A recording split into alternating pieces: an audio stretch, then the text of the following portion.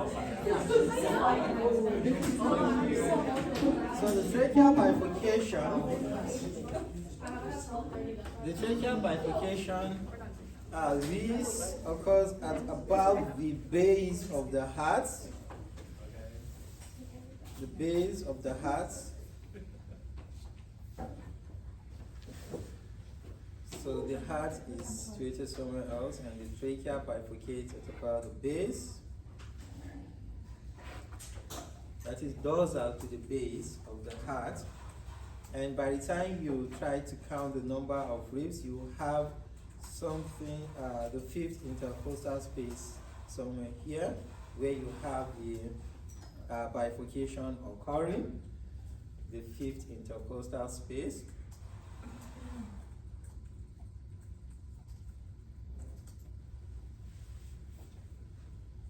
The carina is another cartilaginous structure that we want to also look at. This is a ridge. Oh yeah. Yeah, it happens all the time. Yeah. You're not stuck. You're not stuck. He's like, oh, I was hoping it didn't happen. Yeah. So this is a ridge. So we call this a ridge of bifurcation.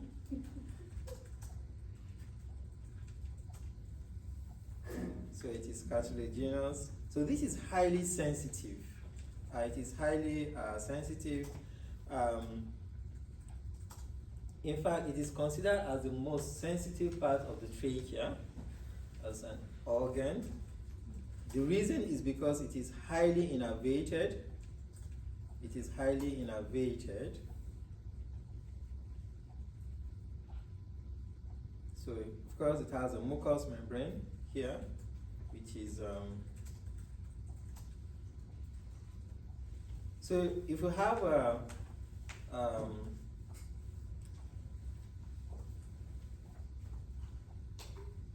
unwanted or foreign something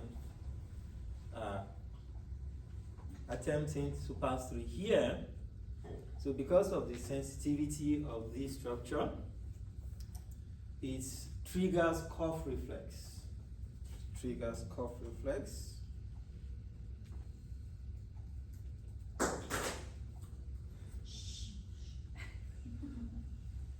So the primary function is to prevent choking. Prevent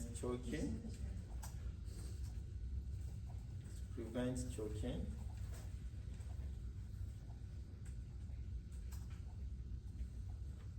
So if an unwanted substance is inhaled, this helps to prevent choking by triggering cough reflex. So the trachea cartilage looks like ring, so we call it ring-like structure or tracheal rings. Tracheal rings. So we have C, we can either call it C or U-shaped. C or U-shaped, anyone.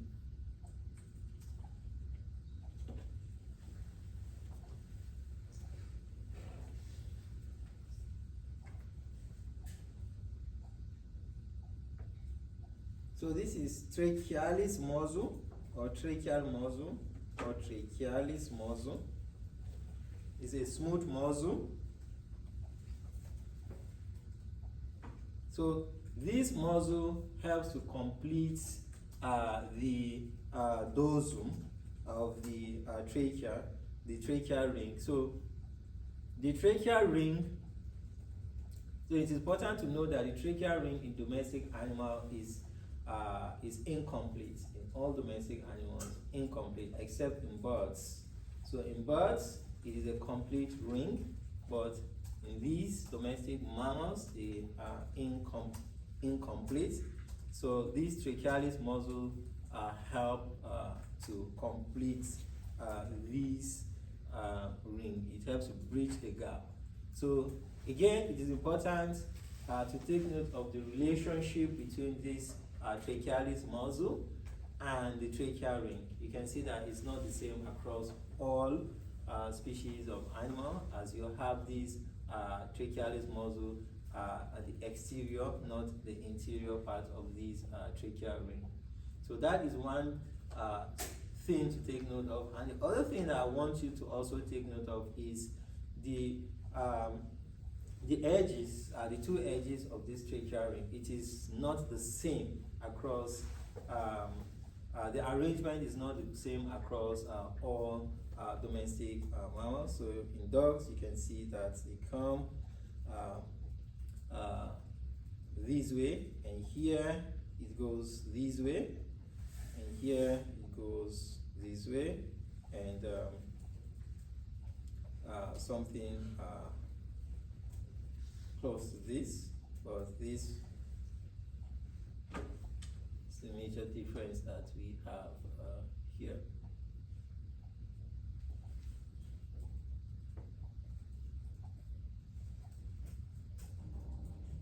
So have you heard of the word adventitia and serosa? So tell me about it. Don't be shy.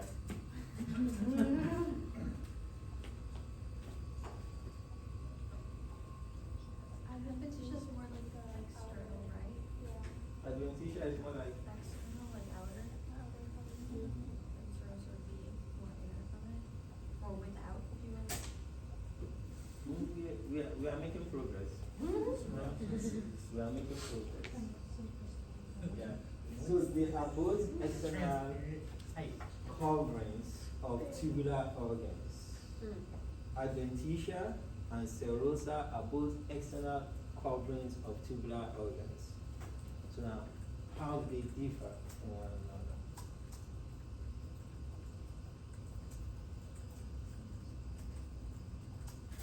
Do we have structures within the thoracic cavity that is not covered by serous membrane?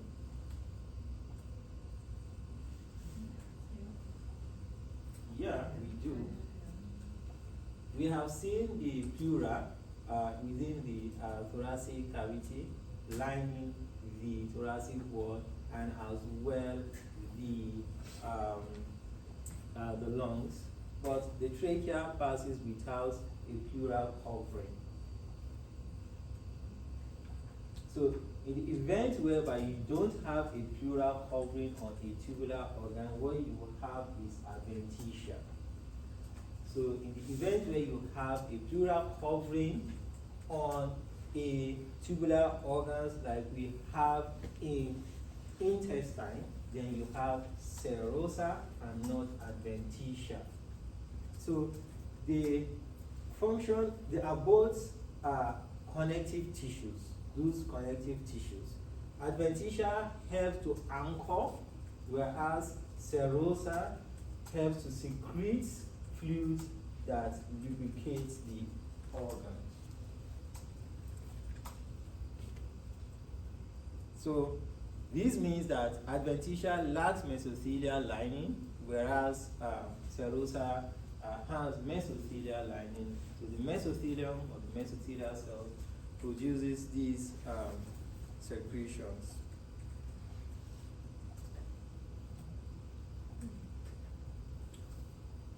I knew my auntie told you that.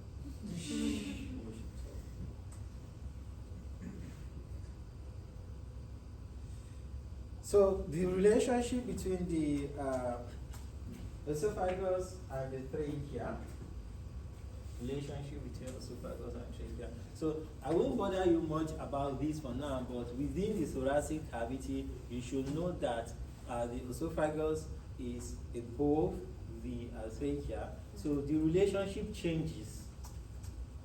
Outside the thoracic cavity, we have a different relationship between the trachea and the esophagus within the cervical or the neck region. So when we come to talk about esophagus proper, discussion will lead us into esophagostomy and how you can avoid making incisions in the trachea when you intend to make incision to the esophagus because of the very relationship they have at different locations. But for now, our focus is within the thoracic cavity, and all I need you to know is that the esophagus is just dorsal to the trachea. So why do we need to make interventions, whether surgical intervention or non-surgical intervention, into the trachea? So the clinical application here, we'll be talking about tracheostomy, tube placement, endotracheal tube placement. So when you make incision into the trachea, it's called what? It's called tracheostomy. It's called tracheostomy. Tracheostomy, or tracheotomy incision. So, so the difference is tracheotomy without the S. So when you bring in the S, they are talking about the tube, tracheostomy tube. So why do you want to put this? Why do you want to do this? So that you can attach a ventilator if needed, if the patient can't breathe. If the patient can't breathe On their own. on their own, Or yeah, if you yeah, are undergoing yeah. So surgeries in some cases. yeah, that's a good one. And one of the reasons is the laryngeal paralysis we mentioned. So laryngeal paralysis. So it affects breathing, and sometimes you could have obstruction, upper airway obstruction.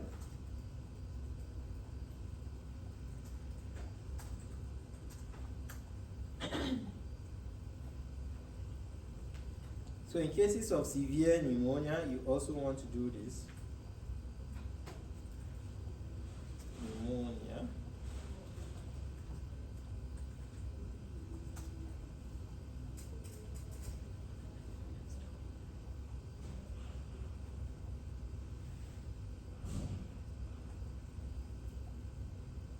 Sometimes when you have trauma, tracheal trauma,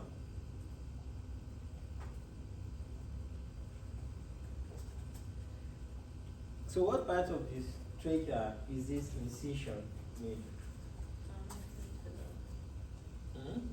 Is it the cartilage? No, Is that's that- a ligament. the annular ligament.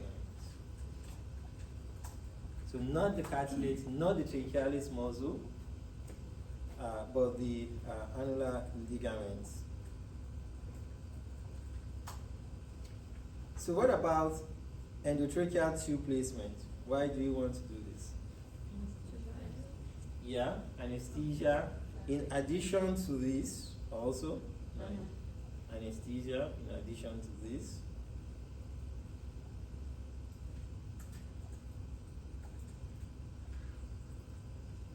So, where is the preferred site for this incision?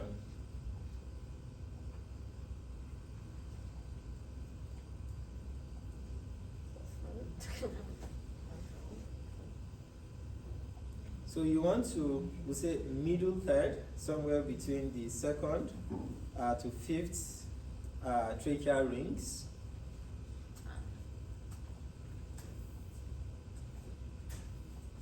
So why are we making the incision ventral and not lateral? You have to go through a lot more to get. Where is the one? The nerves, the recurrent laryngeal nerve. If you go lateral, you're most likely going to sever those nerves, and you don't want to do that. Yeah. So you have nerves, blood vessels, not just recurrent laryngeal. You have the vagus nerve. You have so the main reason why I want to make mid-ventral incision is to avoid nerves and blood vessels. So how do you determine the right tube? Size of dog or patient. Hmm? You stick the triangle with the nostrils. The what? Triangle? Like the Okay, yeah. So what is happening? What happened to the bottom of the tube? Stay at the bottom of the nose. I just don't fit the nose. Okay. Yeah, so this is the septum, the nasal septum here, gives you indication of the width of the tube. So what about the length of the tube? The what? The pelvic inlet.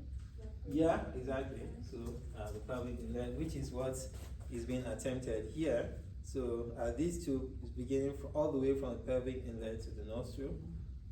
Here. From the, did you say pelvic inlet again? Yeah. You were saying pelvic inlet. Thoracic inlet, yeah. Oh yeah, thoracic. Yeah. It's an inlet. I was like, what was that again? I was like, what was that? Did I hear pelvic inlet? I think 4 hours is a little much. Yeah, you can see I also agreed with you. I said, yeah, and then we kept going. It's time to go. Yeah, it's almost time to go. Almost. We got 3 minutes. So the bronchial tree. We'll talk about the bronchial tree. Talking about the different branches of the bronchos. So the tracheal bifurcation gives rise to primary bronchi. So if you say bronchos, one, bronchi, two. So this is principal. Some will call this principal bronchos.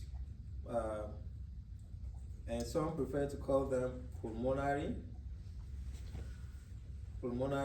bronchos or primary bronchos. Sorry for the multiple names. So primary bronchos, principal bronchos, pulmonary bronchos, whichever one.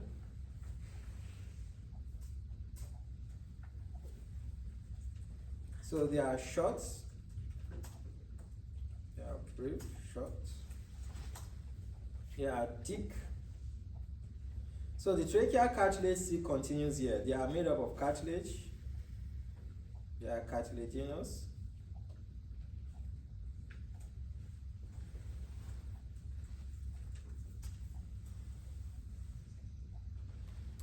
So when we say bronchos, they are two in number, that is left and right.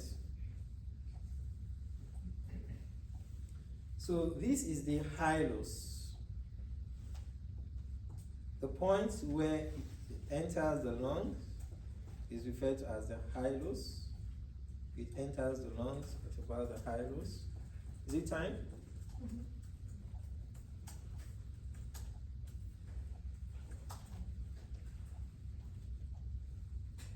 Secondary bronchos.